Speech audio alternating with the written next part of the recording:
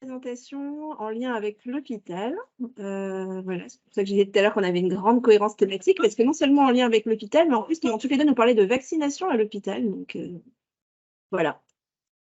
Avec des méthodes assez différentes, je pense. Donc Quentin, on te laisse commencer, tu partages ton écran. Yes, alors tac, tac, tac. Je vais cacher ça et normalement c'est tout bon. OK, super, bah, du coup merci, pour l'introduction. Donc, pour ceux qui ne me connaissent pas, donc je m'appelle Quentin Leclerc, je suis postdoc, avec, Laura donc au CNAM et Lula à Pasteur. Donc, aujourd'hui, je vais vous parler un peu de stratégie de contrôle, pour contre la diffusion de SARM à l'hôpital en utilisant la structure des contacts interindividuels. Donc du coup, un peu de contexte pour commencer. En gros, on va regarder ici Staphylococcus aureus résistant à la méticilline, ou SARM. Et donc ça, c'est une cause assez importante d'infection nosocomiale. Mais ce qui est important avec SARM, c'est qu'en fait, la colonisation par le SARM, c'est un vrai facteur de risque pour l'infection. Donc en fait, généralement, les gens vont plus probablement être infectés par la souche de Staph aureus qui les colonise déjà. Donc en fait, ça veut dire qu'il y a vraiment un intérêt à regarder la transmission de la colonisation par le SARM, et pas juste l'infection. Donc du coup, il y a des mesures de contrôle qui existent pour réduire la transmission, mais la petite difficulté avec ces mesures de contrôle, c'est qu'en fait, si on veut les appliquer dans des établissements de santé, il y a très vite des hétérogénéités dans les contacts entre les individus des établissements de santé, donc que ça soit entre le personnel, entre les patients ou personnel et patients. Sauf qu'en fait, ce qu'on s'est dit là, c'est, au lieu de voir ça comme une difficulté, est-ce qu'on ne peut pas utiliser ces informations d'hétérogénéité de contact pour mettre en place des stratégies de contrôle plus efficaces? Donc, utiliser à notre avantage le fait qu'il y ait de l'hétérogénéité dans ces contacts-là. En vrai, tout ce travail-là, il est basé sur des données qui ont été récoltées pendant l'étude iBird. Donc, ça a été des données qui ont été récoltées dans un établissement de soins de longue durée à Berck-sur-Mer, pardon. Et donc, dans cet établissement-là, voilà, il y a diverses catégories de patients, diverses catégories de personnel, j'y reviendrai plus tard. Mais en fait, ce qui a été fait dans cette étude-là de base, c'était que tous les patients et les personnels ont été équipés avec des capteurs de proximité. Donc, en fait, à chaque fois qu'il y avait deux individus qui passaient à côté, qu'il y avait une interaction, en fait, les capteurs, ils se disaient bonjour et ils enregistraient cette interaction. Donc, voilà, ça donnait des informations sur la fréquence des interactions, mais aussi la durée des interactions, combien de temps chaque interaction dure. Et donc, ça nous permet de construire un petit réseau comme ce qui ressemble à droite, comment est-ce que les patients et les personnels sont connectés, ça entre eux. Donc, en plus de ça, on a les données hospitalières sur la présence des patients et du personnel, quand est-ce qu'ils arrivent, quand est-ce qu'ils repartent, combien de temps ils sont présents, etc.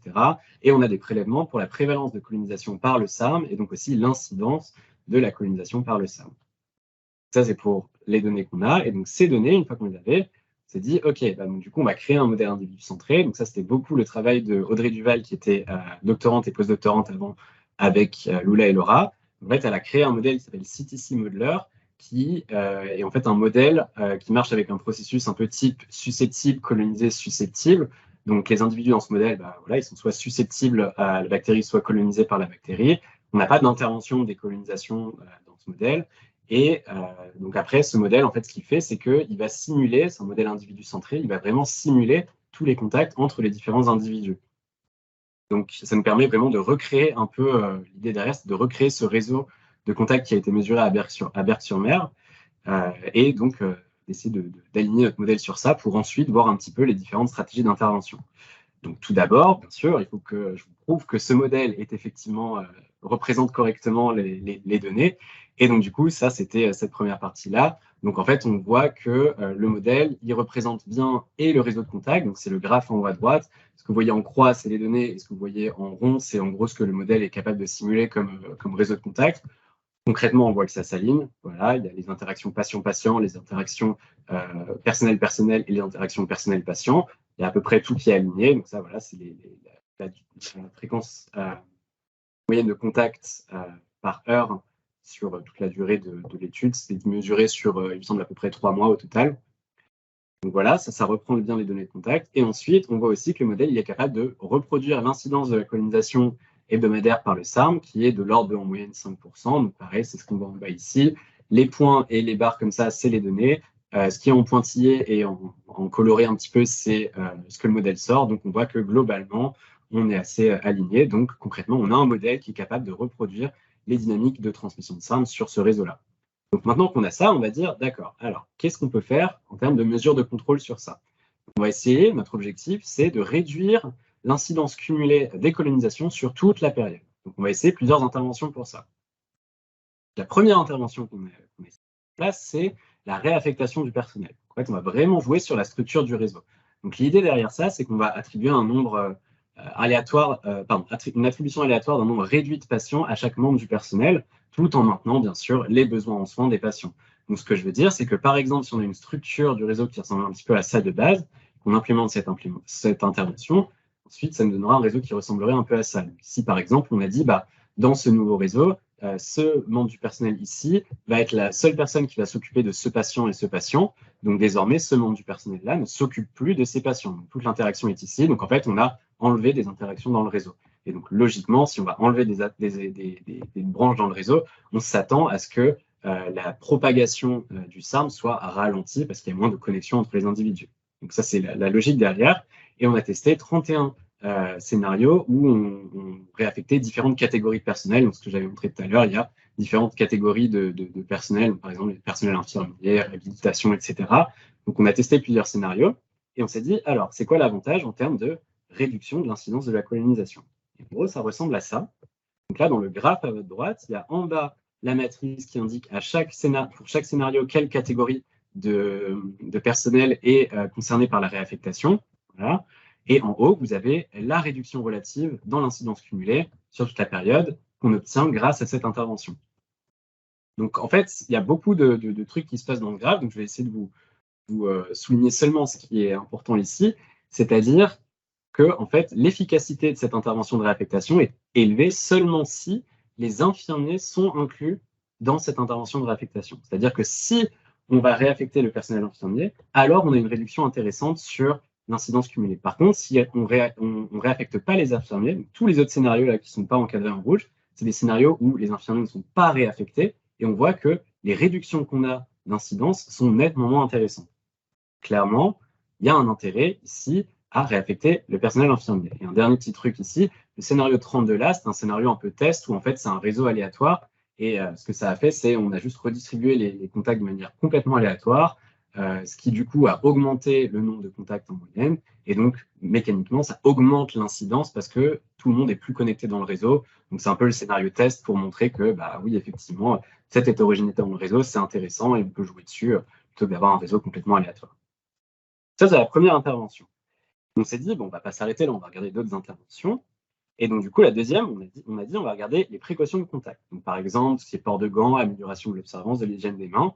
Donc là, l'idée, si on reprend encore une fois ce petit schéma de réseau, c'est de dire, en fait, on va réduire les risques de transmission. Donc, si jamais on applique cette intervention, ça tendrait à quelque chose comme ça. Donc, par exemple, si on dit, ce personnel-là, soignant-là, va être concerné par ces précautions de contact renforcées, donc, du coup, ça va réduire le risque de transmission entre ce membre du personnel et les patients avec qui il ou elle interagit.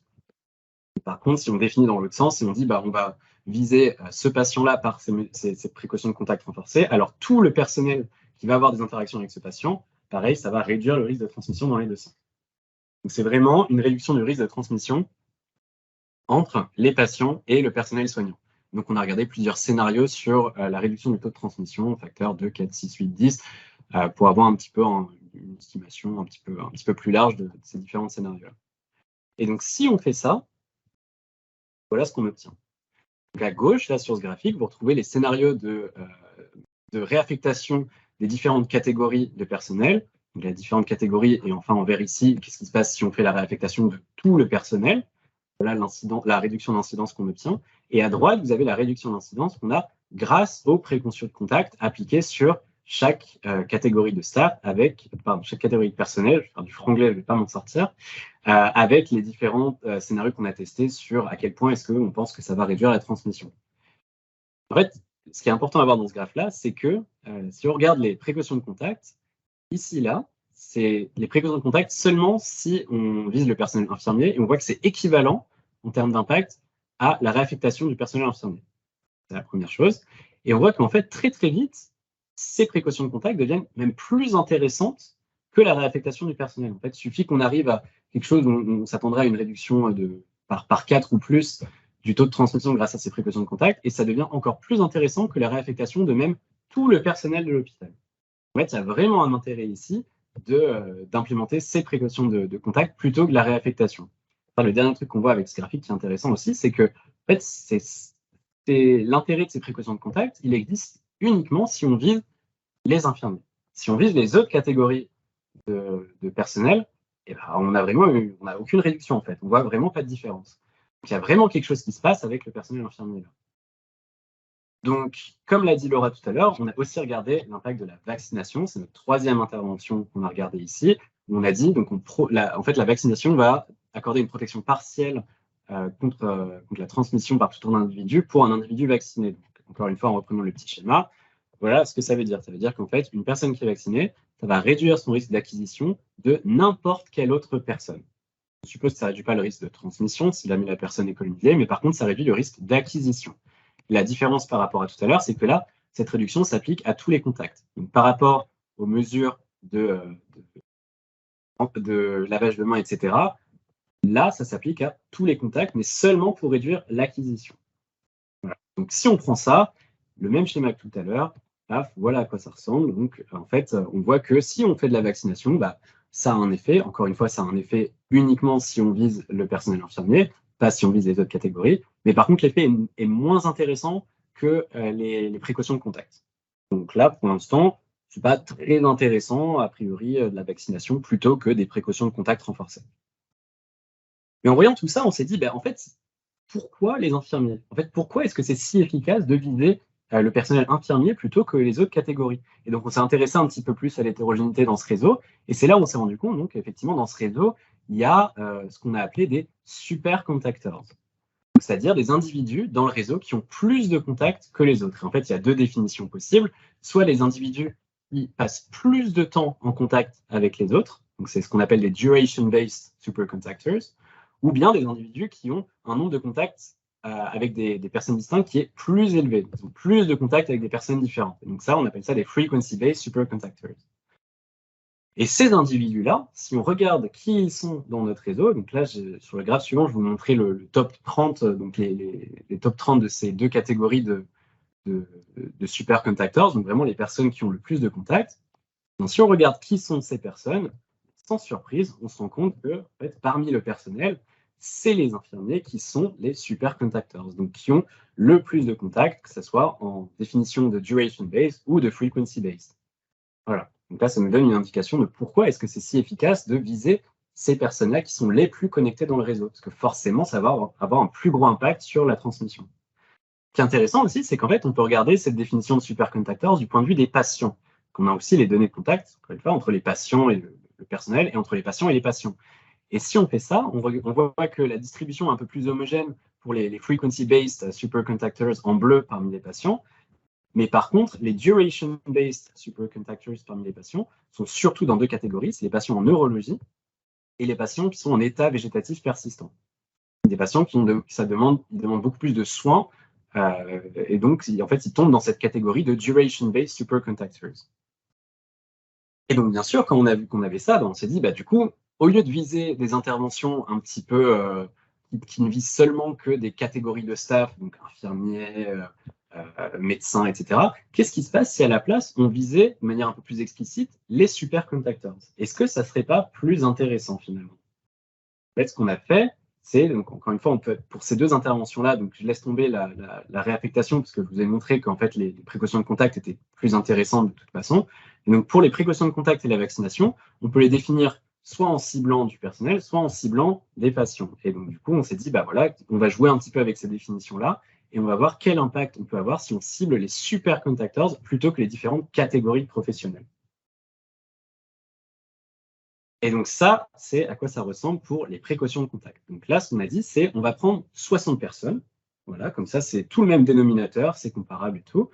Et soit on prend 60 membres du personnel de manière complètement aléatoire, c'est ce qu'on a en vert ici, soit on prend 60 membres du personnel infirmier de manière complètement aléatoire, en rose ici, soit on prend diverses combinaisons de supercontactors à viser avec cette intervention de précaution de contact.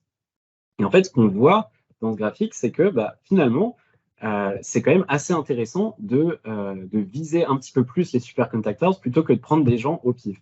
Donc bien sûr, si on prend comme la majorité des superconductors chez les staffs, chez le personnel sont du personnel infirmier, en fait c'est un petit peu équivalent de prendre 60 infirmiers au pif par rapport à prendre les superconductors, parce que c'est sensiblement les mêmes personnes. Mais on voit quand même des différences assez intéressantes.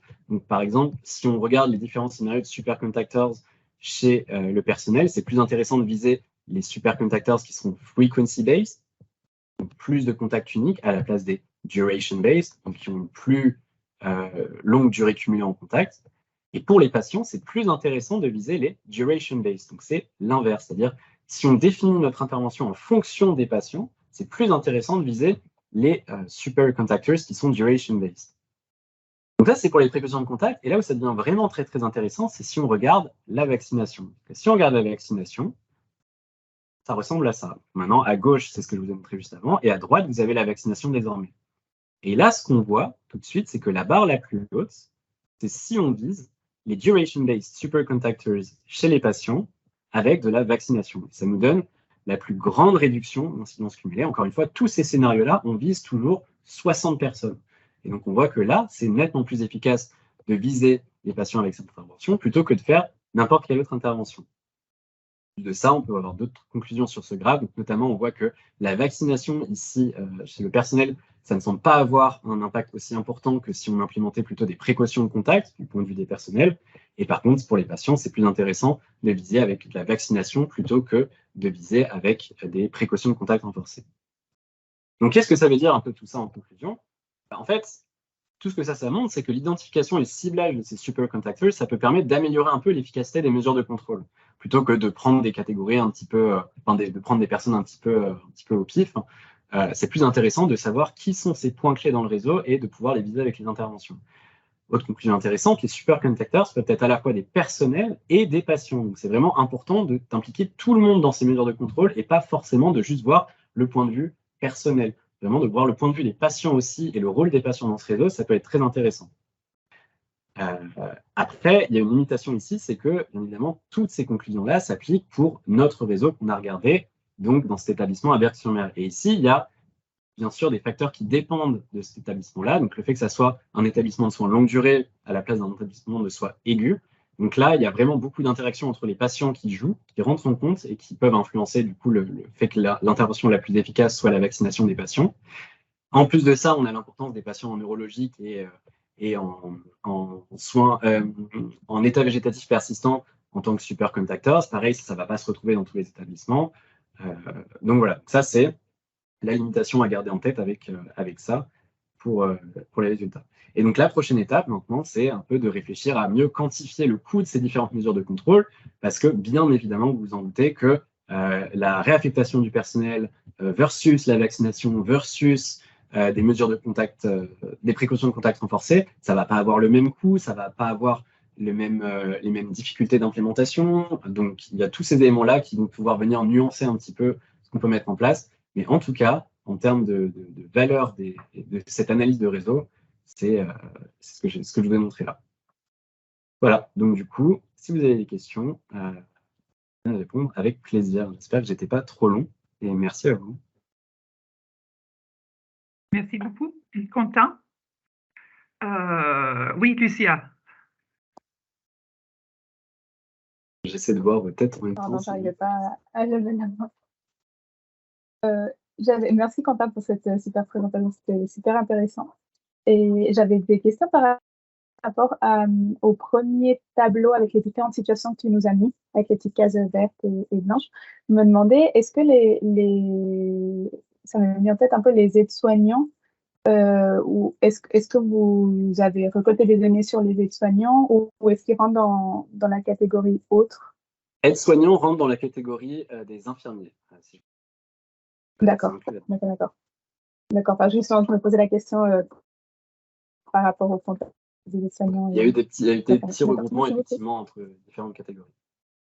Et D'accord. donc, je rebondis sur cette question, je me permets, est-ce que vous avez la possibilité de les séparer? Parce qu'au niveau catégorie professionnelle, formation, c'est pas du tout comparable. Et donc, du coup, justement, c'est un peu ce genre d'argument que tu présentes, ça pourrait être très intéressant pour la formation des aides-soignants. Est-ce que c'est possible chez vous de séparer les deux? Donc, normalement, oui, c'est possible. En fait, dans le réseau, on sait, les individus sont anonymisés, bien sûr, mais on a leur catégorie professionnelle, donc il me semble que c'est possible. D'ailleurs, c'est intéressant. Donc, Laura, peut-être tu peux commenter aussi, parce que je crois que c'est un point qui avait déjà été souligné précédemment. Il me semble que ça me dit quelque chose, cette histoire de séparer plus finement le personnel infirmier. Je sais pas si Oui, ça te oui, oui. parle En fait, aussi. effectivement, les deux sont regroupés depuis les premières publications qu'on a fait sur sur ces données-là qui remontent à un certain nombre d'années maintenant. Et on a toujours eu ce regroupement et ça donnait lieu à de nombreuses discussions entre nous et puis avec les reviewers aussi. Mais je sais, effectivement, on a toujours finalement décidé de les regrouper et c'est pas une obligation absolue, notamment sur ces travaux de En fait, modélisation. Ouais. je pensais plutôt au nombre de contacts que les infirmiers ou les aides-soignants tendent à passer plus de temps au chevet du patient, alors que les infirmiers tendent à avoir plus de patients que les aides-soignants. Donc, je Ouais. me demandais, dans le contexte suisse, mais je sais pas dans le contexte français, mais du coup, je me posais cette question par rapport aux différents graphiques, au nombre de contacts, à la durée du contact. Est-ce que il n'y aurait pas peut-être une différence entre ces deux professions? Eh ben, j'ai plus exactement la réponse en tête. On a publié un papier juste de description de la structure des contacts, hein, et je sais plus si justement c'était à cette occasion-là qu'on a discuté des différences entre aides-soignants et infirmiers. Il faudrait que je peux t'envoyer la référence si tu veux. C'est Mais intéressant, Laura, si tu peux nous donner donner cette référence, parce qu'on entend toujours que c'est l'aide-soignant qui passe le plus de temps avec le patient. Alors, est-ce que c'est vrai? Donc, du coup, peut-être ça serait intéressant de connaître vos données. Et sinon, évidemment, si tu veux utiliser vos résultats-là un peu en vue de formation, etc., ça serait super important de séparer les deux parce que la formation qui est donnée n'est pas du tout la même pour les deux tout à groupes. fait, oui. J'avais une petite question sur ça d'ailleurs, parce que c'est intéressant, mais est-ce que c'est pas aussi justement une spécificité du système français, la structure aide-soignant, infirmier et tout? Est-ce que c'est pour ça aussi peut-être que ce regroupement a été fait, donc c'était avant mon temps, avant que j'arrive, qu'il y a eu ces regroupements qui ont été faits. Donc, je sais pas, est-ce que c'est justement pour un souci que ça soit un peu plus généralisable à l'international peut-être, ou est-ce que c'est vraiment quelque chose qu'on retrouve partout? Alors, de façon générale, Oui. le système en France fait que, alors par rapport au système anglo-saxon, que les infirmiers ont moins d'activités médicales et plus d'activités administratives, etc. Dans le domaine anglo-saxon, les nurses vont avoir plus de travail qui, chez nous, c'est un peu plutôt les médecins qui fait. Donc, il y a un peu ce décalage là, mais donc qui va un peu dans l'autre sens. Euh, pour un public international, ça aurait été aurait fait plus de sens de les séparer.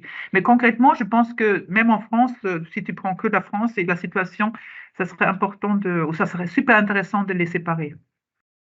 Euh, je vois bien des utilisations de vos résultats pour améliorer un peu cette situation, parce que vous le savez certainement, ce sont les aides-soignants qui suivent très très mal les recommandations de vaccination.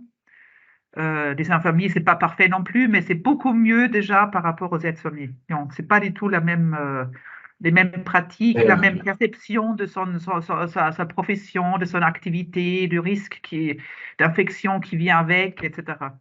Après, je ne me cache pas que pour le coup, sur ce travail-là, en fait, techniquement, la meilleure intervention, c'est pas la vaccination du personnel soignant. C'est ça qui est aussi un peu intéressant, c'est que vraiment, c'est plutôt les précautions de contact du personnel soignant ou alors la vaccination des patients. Mais donc après, bien sûr, comme je le disais à la fin, il y a des limitations sur qu'est-ce que ça veut dire en pratique, ça.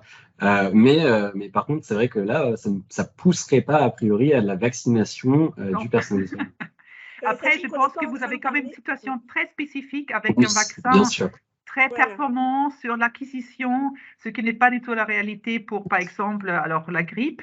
Et puis aussi, alors la grippe, hein, c'est la moitié, voilà, c'est 50% efficace contre l'infection, on va dire. Et puis la Covid, non plus. Donc il faut en fait adapter ça aussi à des vaccins spécifiques peut-être. Et à d'autres environnements, parce que là, c'est un environnement de soins prolongés, peut-être ça que tu allais dire, Laura, et que c'est pas la même chose, bien sûr, pas la même structure, pas les mêmes interactions qu'un environnement de soins aigus.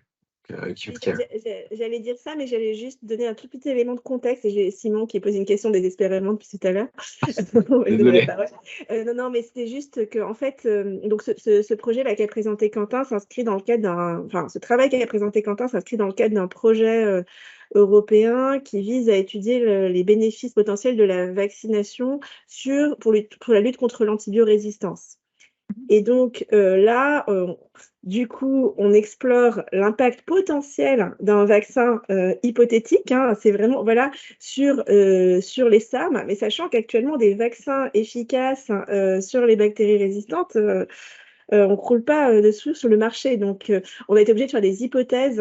Donc, pour répondre aussi à la question de Kevin dans le chat, là, en fait, c'est un vaccin théorique. C'est-à-dire que, tu vas peut-être pouvoir compléter, Quentin, parce que tu as mieux regardé que moi la littérature sur le sujet. Mais donc, on a été obligé de faire des hypothèses dans le cadre des échanges qu'on a pu avoir avec les différentes personnes sur le projet, dont des gens de l'industrie pharmaceutique, sur les vaccins dans les pipelines, etc., sur ce que pourrait être un vaccin SARM.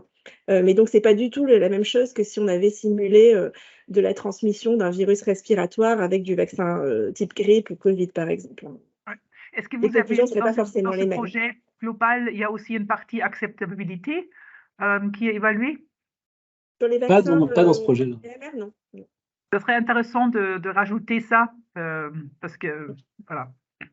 C'est déjà un énorme projet, c'est un très très gros projet européen, voilà, mais C'est la suite. Ouais, c'est la suite. Ouais. Bah, ce sera la partie vraiment implémentation, quoi. Ouais, c'est ça. Simon, oui. Oui, j'avais deux questions. Est-ce que vous avez des mesures d'adhésion aux mesures d'hygiène par les personnels et leur efficacité sur la transmission du SARM dans votre...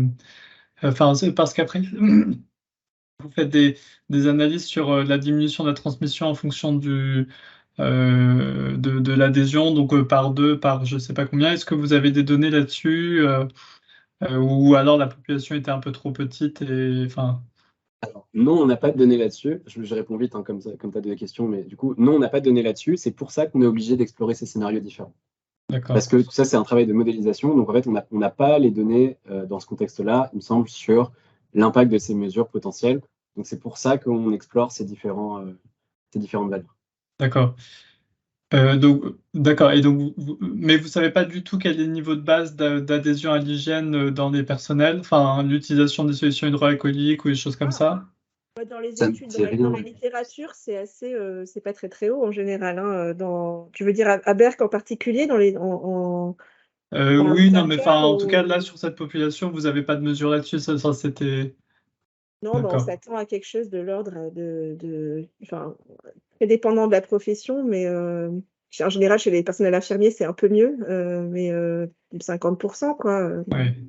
Oui, et puis en plus, dans un truc long séjour comme ça, c'est peut-être encore plus voilà. vie en communauté.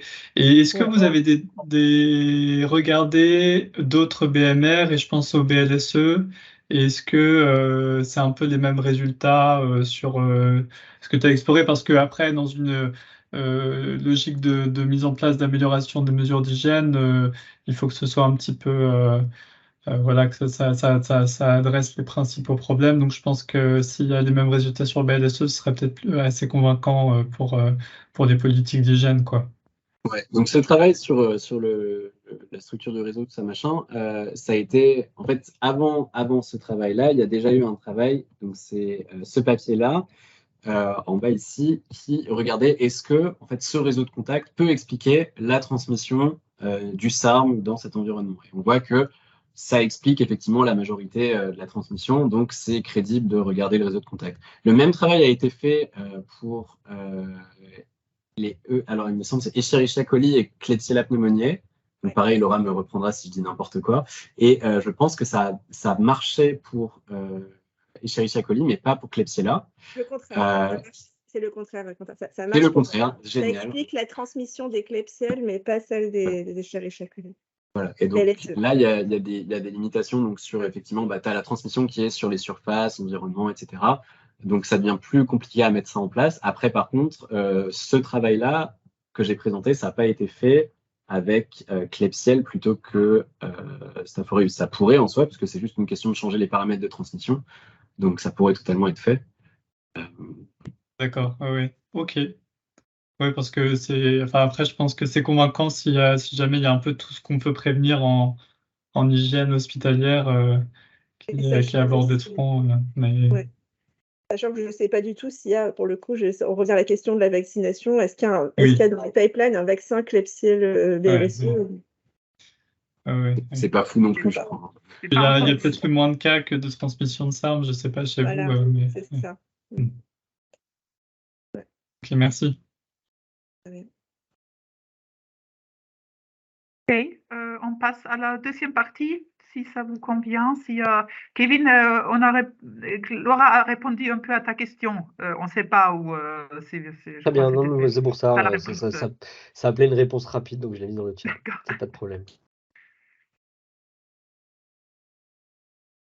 Ok, donc Lucia, qui est doctorante dans l'unité humaine, voilà, qui va continuer sur la vaccination, donc du coup. Merci pour l'introduction. Donc, oui, mon nom c'est Lucia Léophone, je suis directrice de tests et juridique. Et donc ici, je vais vous présenter un des projets ce que je fais au sein du doctorat qui est autour des préférences autour de la balance bénéfice-risque liée à la vaccination chez le professionnel de la santé. Donc, c'est professionnel de la santé dans tout établissement, que ce soit à l'hôpital et pas vraiment dans le sens large, pas spécifique à un établissement.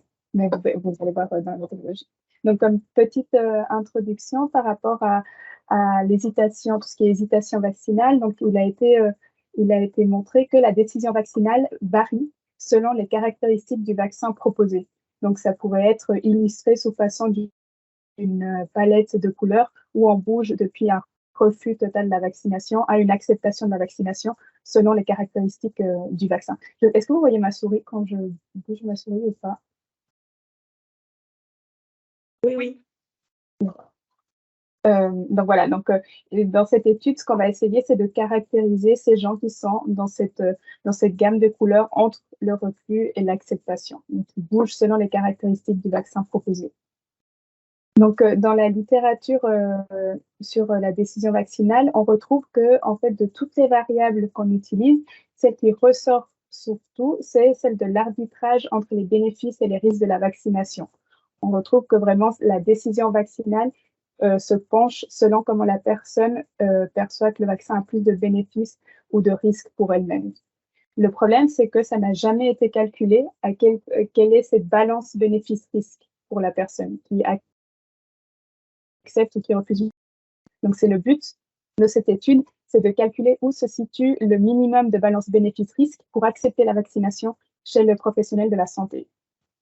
Quand on parle de balance bénéfice-risque, dans cette étude, on va toujours faire référence à combien d'événements sont évités pour un événement causé par la vaccination. Donc, combien d'événements vous verrez, il y a plusieurs types d'unités de balance bénéfice-risque, mais combien d'événements d'hospitalisation, par exemple, et mobilisation à la maison sont évités pour un événement qui a été causé à cause du vaccin. Donc, comme méthodologie dans cette étude, on utilise ce qu'on appelle les Discrete Choice Experiments. C'est une méthodologie qui est assez nouvelle dans le domaine de la santé. Je vais un peu vous faire une petite introduction à ce type de méthodologie. Il s'agit en fait de présenter aux participants à l'étude plusieurs scénarios avec une vaccination hypothétique. Et à chaque scénario, la personne va choisir d'accepter l'hypothétique vaccin ou de le refuser. Et ensuite, ça va nous donner donc une base de données où on a plusieurs observations par individu, donc le nombre de scénarios qui lui a été proposé, et on va pouvoir quantifier le poids de chaque caractéristique du vaccin dans la décision vaccinale.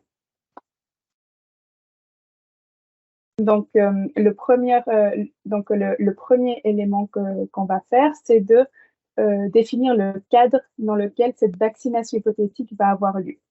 Donc, je vous lis le cadre que nous avons utilisé pour notre étude. Vous êtes en consultation avec votre médecin traitant qui vous propose une vaccination immédiate et gratuite. La vaccination proposée protège contre de nouvelles maladies et la couverture vaccinale chez les soignants, parce que, comme je vous disais, on est dans une étude qui porte sur les professionnels de la santé uniquement. La couverture vaccinale est d'environ 50%. Le vaccin permet d'éviter les épisodes dus à la maladie, mais peut aussi causer un effet secondaire indésirable rare. Donc, on a fixé dans le cadre que la personne a accès immédiatement et gratuitement à la vaccination et que la couverture vaccinale est de 50%. Ça, c'est le cadre où la vaccination hypothétique aura lieu. Et ensuite, donc, chaque scénario va varier selon une série de caractéristiques. Donc, si vous regardez la partie gauche du tableau, on a 5 caractéristiques. Le type de maladie contre lequel le vaccin protège, le risque d'être atteint par la maladie au cours de l'année prochaine pour votre tranche d'âge, l'objectif de la vaccination et donc les différents types d'objectifs, et quelles sont les conséquences de la vaccination pour la tranche d'âge du participant lui-même.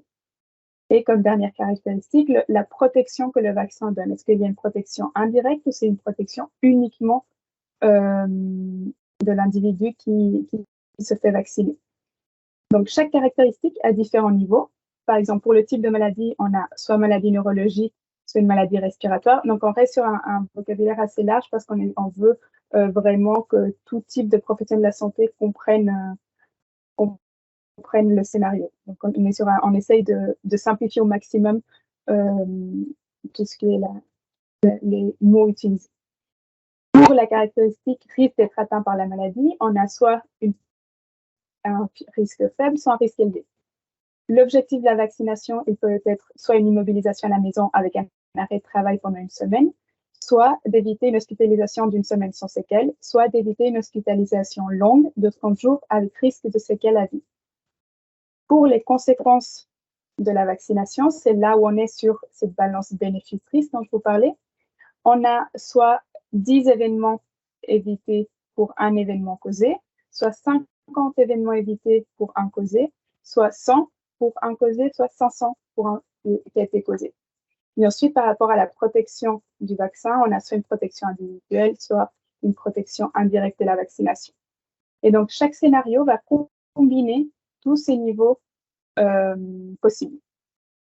Donc, je vous mets un exemple de scénario que les participants ont reçu. Donc, on retrouve le cadre dont je vous disais tout à l'heure. Vous êtes en consultation avec votre médecin traitant, il vous propose une vaccination immédiate et gratuite. Le vaccin protège contre une nouvelle maladie et la couverture vaccinale chez les soignants est de 50%.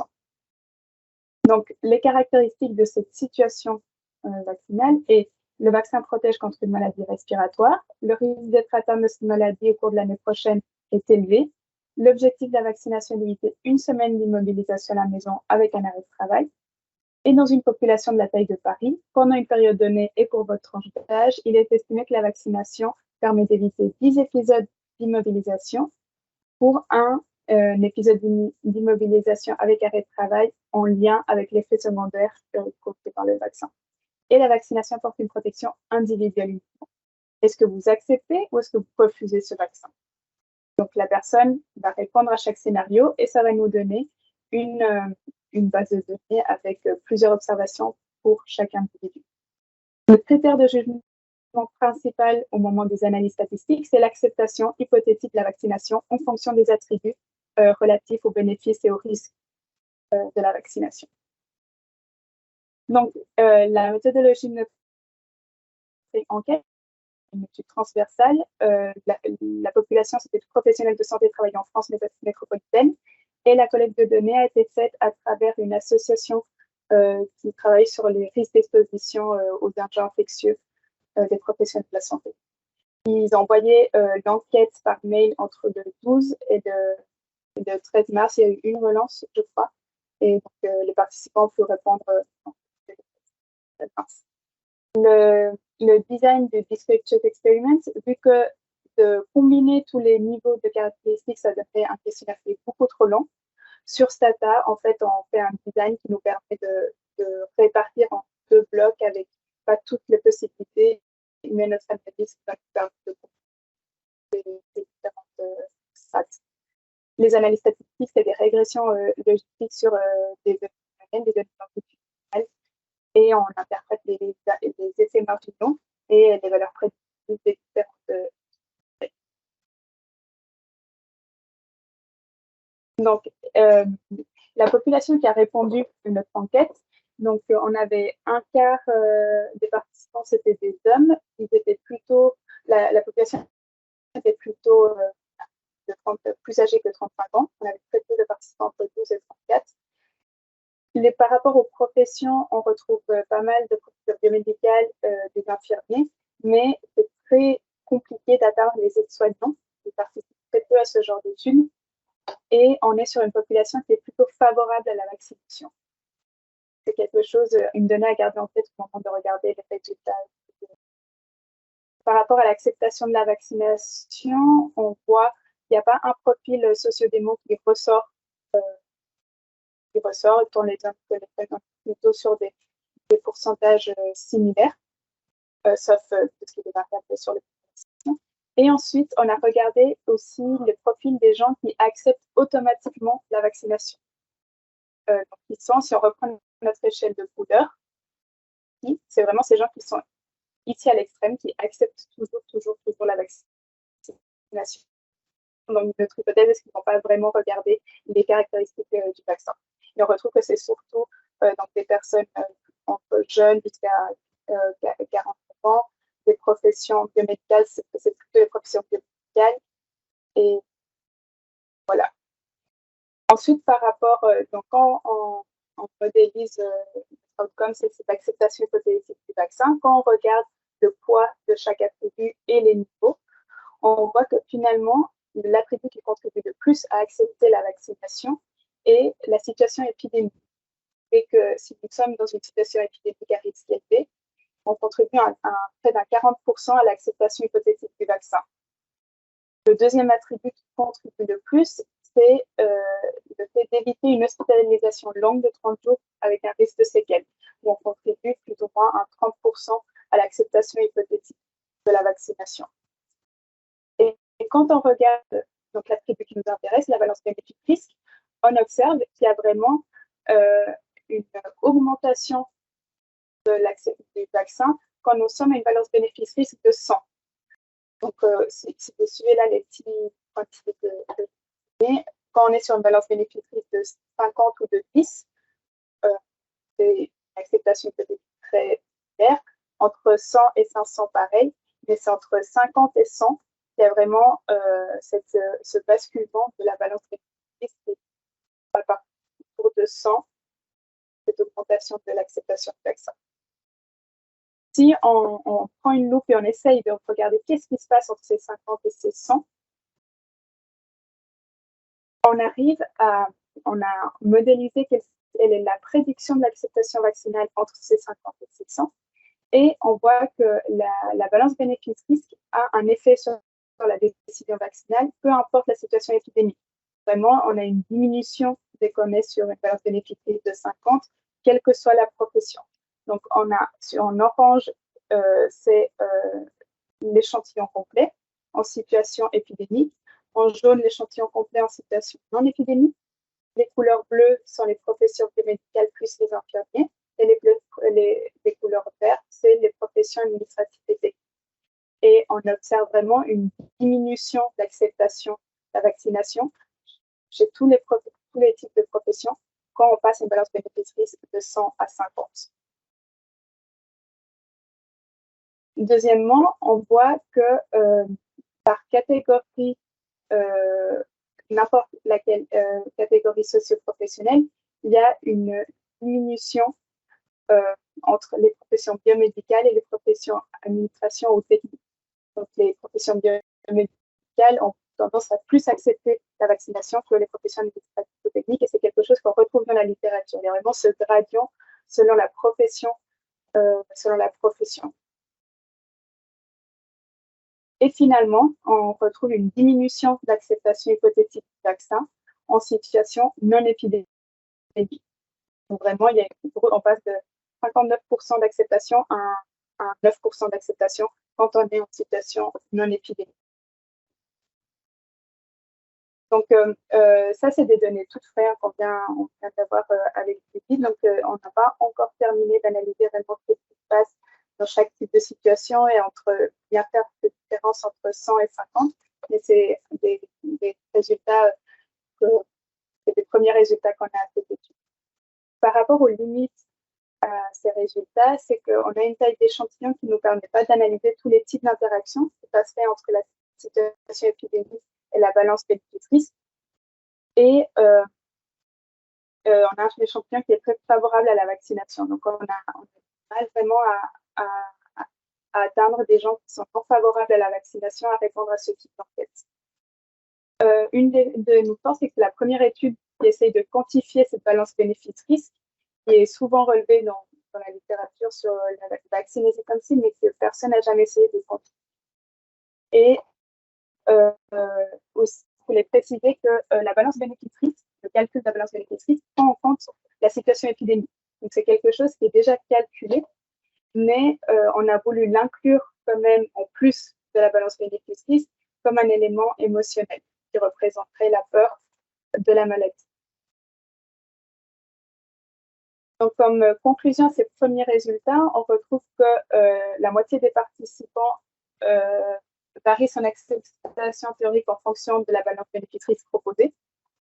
Parmi ceux qui varient leur choix, une situation épidémique influence la décision théorique plus qu'une balance bénéfice-risque élevée. Et même en situation épidémique, une balance bénéfice-risque de 10 ne convainc pas la moitié des personnes. L'augmentation de cette balance bénéfice-risque a un effet plus important chez les professions biomédicales, médecins, infirmiers, etc., par rapport aux professions, professions paramédicales, administration. Ce type d'étude, ce qui va nous permettre, une fois qu'on aura plus performé tous ces résultats, c'est de vraiment savoir à quel moment un vaccin ne faut pas de mieux cibler à quel moment il faut promouvoir un vaccin, de voir quand la balance bénéfice-risque n'est pas assez élevée pour que la population accepte ce type de vaccin. C'est un peu notre objectif de santé publique, c'est l'amélioration de cette promotion vaccinale au long terme. Et on tenait à remercier le matin scientifique et c'est Thomas Badia et le groupe de GRS de l'Institut Pasteur.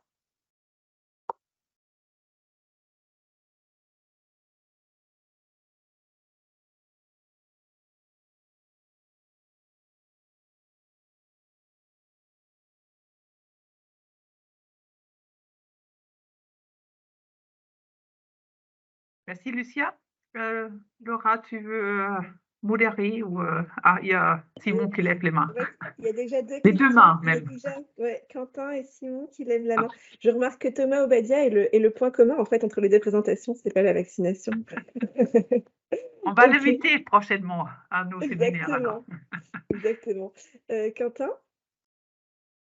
Merci, c'était super intéressant. En fait, je suis pas du tout familier avec ces méthodes-là d'études et je me demandais si tu pouvais dire un peu plus sur comment est-ce que vous arrivez à, tu sais, le tableau que tu as présenté avec les différents scénarios, etc., les différentes options pour chaque scénario.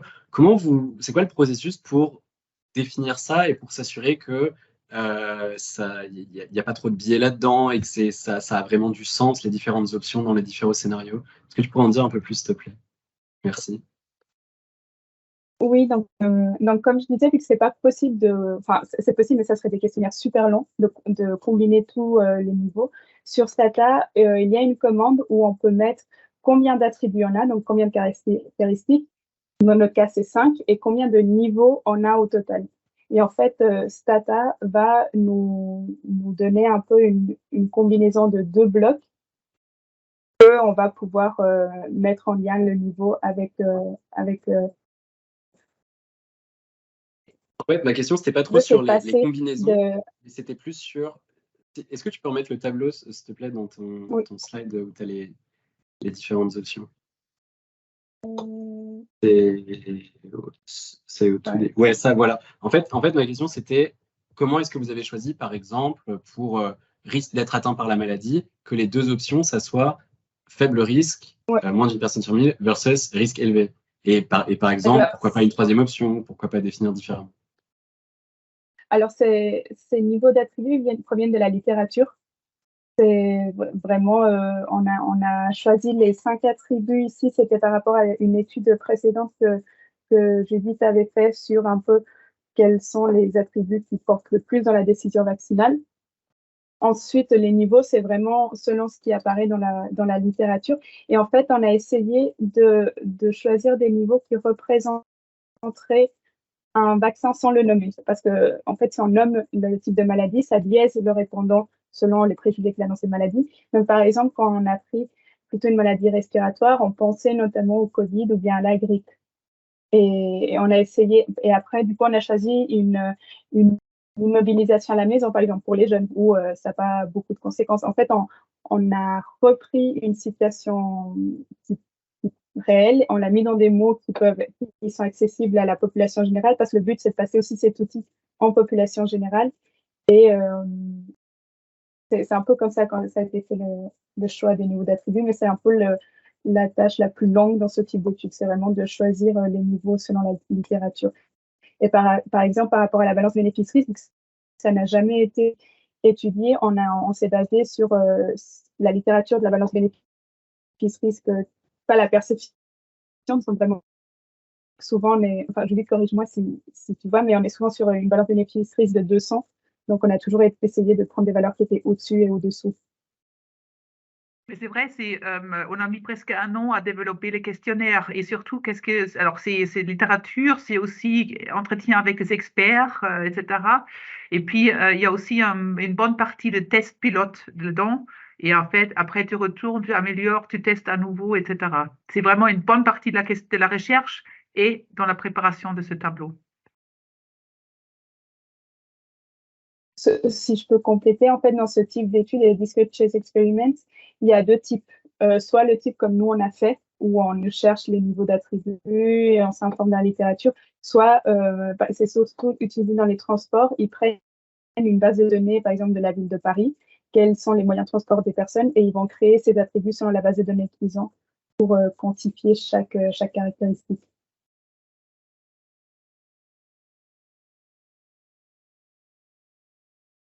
Merci beaucoup, Lisa. Simon, tu avais une question aussi? Oui, alors j'en avais, tu l'as dit un peu, Lucia, tu as parlé un peu du Covid. Est-ce que vous savez si, alors je ne sais pas quand ça a été mené l'étude, est-ce que ça a été fait après la campagne vaccinale Covid ou... Oui, c'était des questions du côté de Julie, parce que moi, je l'ai rejoint après la campagne vaccinale. Les questions ont commencé à naître suite à la campagne vaccinale. D'accord. Et vous savez si les répondants avaient accepté, enfin avaient fait le vaccin Covid ou pas, ou de toute façon c'était déjà l'obligation, donc on s'en fiche. Non, pas il y avait déjà l'obligation, donc D'accord. à la base, on voulait savoir ça, mais l'obligation des professionnels, ça a fait un peu restructurer Oui. l'enquête. On a le statut vaccinal de la grippe, donc c'est un peu le tableau que je mettais en tableau 1, où on demande leur positionnement face au vaccin et ensuite on va vérifier avec leur statut vaccinal de la grippe dans les 3 dernières années. Mais par rapport à la Covid, en fait. D'accord. Et est-ce que tu as dit il y avait cette histoire de 200 pour la balance bénéfice-risque? Je n'ai pas du tout en tête, mais pour le Covid, on est beaucoup plus haut, non, je pense, enfin, vu les risques faibles, sauf le vaccin AstraZeneca, mais quand bien même, ça reste. En fait, ça va changer par tranche d'âge. Le calcul de cette balance bénéfice-risque est fait. Les risques sont calculés d'emblée parce que quand un vaccin est approuvé dans les essais cliniques, on sait les risques qu'il a. Mais les bénéfices vont changer selon le contexte. Donc, c'est pour ça que la situation épidémique, en soi, elle est déjà prise en compte dans ce calcul. Mais on l'a rajouté comme un élément un peu émotionnel du participant. Mais ça va changer selon la tranche d'âge, selon le contexte, selon peut-être Judith peut compléter, mais ça varie. Juste, il y avait quand même la situation de vaccination des adolescents, des enfants. Et j'ai des adolescents, les CDC avaient fait des estimations un peu, et on était sur 2 sur 1. Deux événements graves évités pour un événement indésirable. Ouais. Oui, donc, ok. Ouais. Il y a des situations où c'est un peu moins clair. Évidemment, si tu es un peu à la phase terminale de l'épidémie, tu vois, c'était un peu des consultations comme ça. Évidemment, c'est pas en 2020 que ça aurait été comme ça, mais au moment où, etc. Oui, tout le Mais monde donc, avait ça a déjà été un peu eu recommandé peur. néanmoins. Ça a été recommandé néanmoins. Et juste une dernière, enfin, oui, une et demie. Et à quoi ça sert de fixer la couverture vaccinale chez les soignants à 50%? C'est pour dire, en gros, votre environnement est à moitié vacciné, donc il y a, oui, c'est ça, hein, ouais. Pas plus de Oh, ouais, motivation enthousiaste de groupe que de pas de motivation, quoi. Ok. en fait, c'était dans les études pilotes, une des questions qui viennent, c'est souvent, mais combien sont vaccinés ou... Donc, on a essayé de fixer les éléments et on a rajouté des attributs où au moment du pilote, les gens posaient des questions. Et spécifiquement, ce 50%, en fait, il vient aussi par rapport aux études de Damien et aussi que Gaël a présenté la dernière fois sur ce modèle 7C, qui sont les antécédents dans la décision vaccinale. Ce 50% correspond à vraiment cette influence de l'extérieur sur la personne au moment de décider si on accepte ou non le vaccin. On fixe à 50% et en fait, il n'y a pas... Ça, C'est neutre. voilà, c'est à elle de décider. Elle ne peut pas être... Enfin, elle ne devrait pas. Et je vois bien pour les maladies respiratoires, mais j'ai pas trop en tête de maladies neurologiques à prévention vaccinale pour les soignants, mais j'en oublie un peu. Vous en aviez une en tête au moment de faire le questionnaire? On avait surtout en tête un effet secondaire, tu vois, type un peu Guillain-Barré ou etc., un peu inflammatoire. Voilà, bon, c'était un peu calé là-dessus. D'accord. Ok, merci. Sachant que Guillain-Barré n'est pas démontré, etc. Donc, c'est quelque chose où il faut rester un peu. Voilà, mais on a pris ça un peu sous l'hypothèse que neurologie fait un peu plus peur. D'accord, ouais, ouais. Merci. Et on a encore Karim ou... Oui, j'avais une petite question par rapport au fait au petit texte introductif qui était administré aux répondants où on évoquait le médecin traitant et la gratuité. Là, on parle que du personnel soignant et généralement, enfin, les personnels soignants se font vacciner de toute façon gratuitement et dans leur établissement de soins. Et du coup, je me disais, est-ce que ce questionnaire il a été pensé à la base pour une population plus générale ou c'était vraiment pour le personnel soignant? C'était un peu en parallèle. C'est D'accord. un outil qui d'abord a été fait pour profiter de la santé, mais on savait qu'on va l'appliquer là dans les... Enfin, c'est en cours, en population générale. Et ça fait aussi référence à un des antécédents dans la décision vaccinale, qui est le fait d'avoir accès facilement, on va dire, sur le moment et où il n'y a pas de coût. La personne ne doit pas payer pour avoir accès au vaccin. D'accord, Mais du coup, ça a ce été questionnaire pensé. il est transposable pour une population plus générale. Ok, Voilà. très bien. Merci. Alors, est-ce que je vois pas d'autres mains levées dans le groupe? Et il est un petit peu après 15 heures. Donc, si personne n'a de remords et de questions à poser, je pense qu'on va peut-être s'arrêter là pour aujourd'hui. En tout cas, c'était super intéressant. Puis c'était bien, on n'a pas fait exprès, mais c'était bien d'avoir des présentations qui se répondent un peu. Alors, je ne sais pas si ce sera le cas la prochaine fois. En tout cas, la prochaine séance, c'est fin mai. Évidemment, je ne suis pas prête pour vous donner la date, mais j'imagine que c'est le 26 mai. Voilà, le 26 mai, 14 heures. Ouais. Et voilà. Et on a donc des programmes jusqu'à fin juin. Et donc, il faut qu'on se mette d'accord, Judith, pour les dates. On vous donnera assez rapidement les dates à partir de fin septembre. Voilà. On va faire ça et n'hésitez pas de proposer des